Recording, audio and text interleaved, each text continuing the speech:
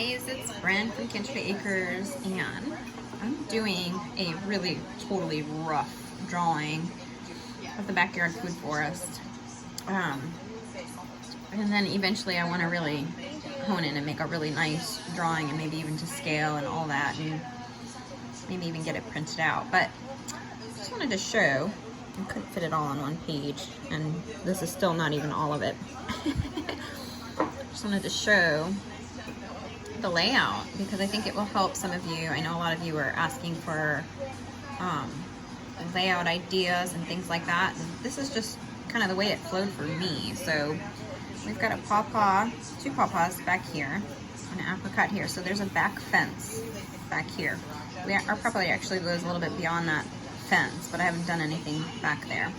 So up to this fence, we've got two pawpaws, an apricot, a coop, and a large chicken yard. Up against the chicken yard, we've got blackberries, we've got an Allegheny serviceberry, and then all in between and underneath here, there's all kinds of herbs and things that climb up. We've got some Malabar spinach and some alpine strawberries and devil's claw over here, and over here we've got a goji berry and some herbs and things. Then we've got, we'll come back, we'll kind of go in rows this way. So we've got a banana tree here, pomegranate, plum. This is where I had the tithonia, but we're gonna see if it overwinters. If not, of course I'm gonna bring clippings in just in case. So if not, then I'm not tied to that location, and I can kind of, when I put them back out in spring, I can put them wherever I want, but we'll see.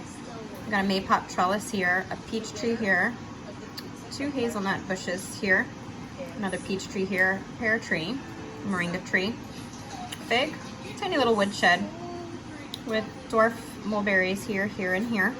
Oh yeah, there's a dwarf mulberry at the back side of the maypops. I forgot about that one. Golden kiwi trellis, plum tree here.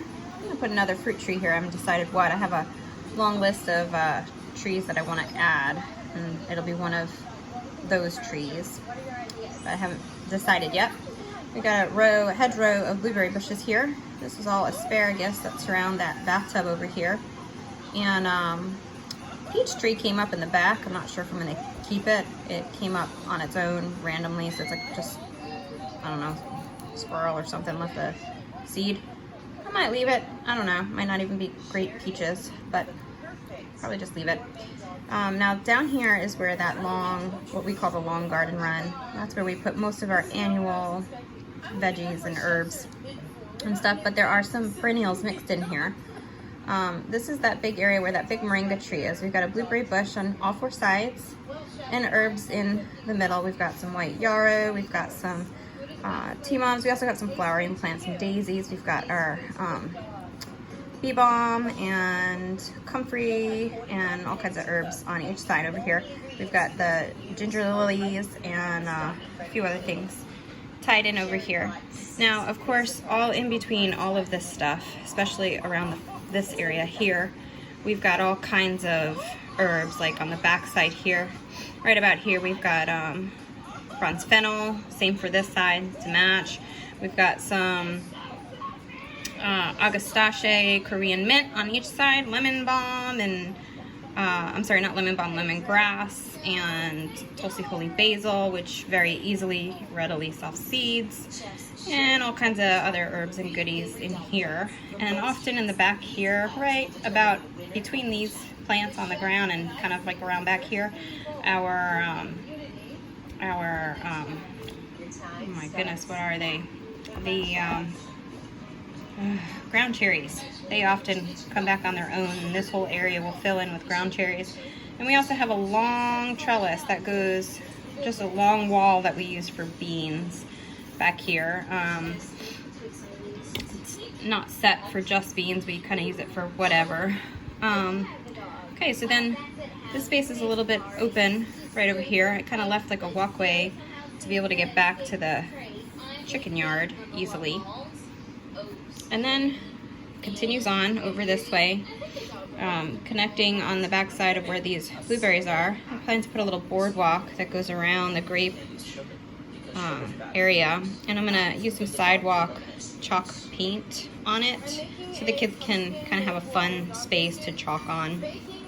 This is the grape teepee area with that little walkway that comes up that has some flowering plants on each side. And this is where I'd like to build a conservatory style greenhouse. And here's the gazebo now. I'd like to do a low floating deck all around it. I'm going to put a truffle oak here that's going to help shade the house, because the sun, it comes up from over here and it goes that way, and so the house is so hot all day long. So the truffle oak will help give it some shade in time. This is our pasture area right now. We got sweet gum in this corner here, so this whole area stays pretty shaded. We've got maypops here and here.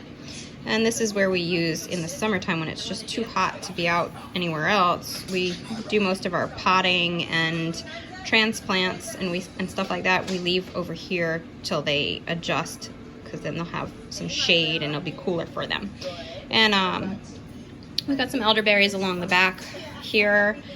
And on the side of the house here, I have that little potting table, but I really want to build a full length potting station with a built-in sink and a tall curing rack, an outdoor curing rack. Here's the gate, and this is where I want to build the duck. Right now the turtle pond is right over here, but I want to actually build a really nice setup over here for the turtle and the duck, the goose, Hazel, to have like a little pond area over here. And the sheds here. So we've got, this is again that long garden run. That's the annual. Most of our tender annual veggies and herbs go in here. We do have an apple tree on each here and here. And then on this side here, so the walkway would be in between here, there's a banana tree. And then we have some, the